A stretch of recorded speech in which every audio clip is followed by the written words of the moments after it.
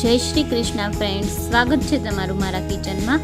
આજે આપણે બનાવીશું એકદમ લાજવાબ એવું પનીરનું ચટાકેદાર શાક। એક પેનમાં તેલ ગરમ કરી અને આપણે પનીરના ટુકડા ઉમેરી પનીરને શેલો ફ્રાય કરી લઈશું। પનીર એકદમ સરસ બ્રાઉન કલરનું થઈ જાય ત્યાં સુધી આપણે પનીરને તળી લઈશું।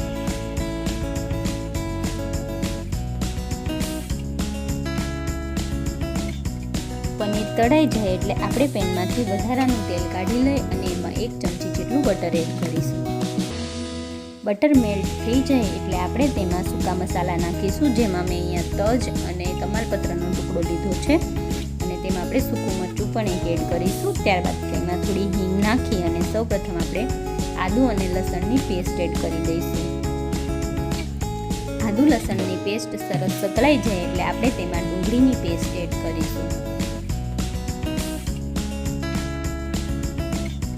ડુંગળીની પેસ્ટનો કલર ચેન્જ થાય ત્યાં સુધી આપણે ડુંગળીને સાતળી લેવાની છે।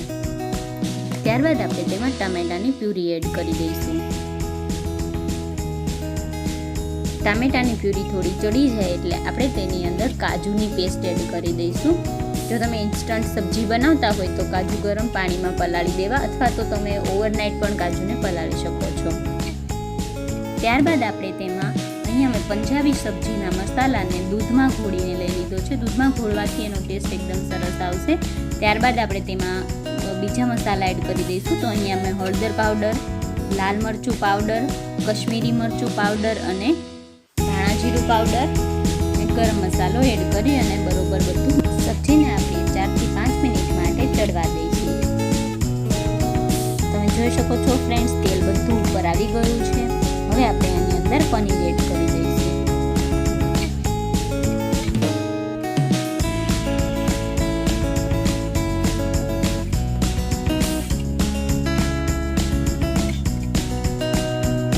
સબ્જી તૈયાર થઈ જાય એટલે આપણે તેને ધાણા નાખી અને ગાર્નિશ કરી દઈશું। તો ફ્રેન્ડ્સ, રેડી છે આપણી ચટાકેદાર પનીરની સબ્જી।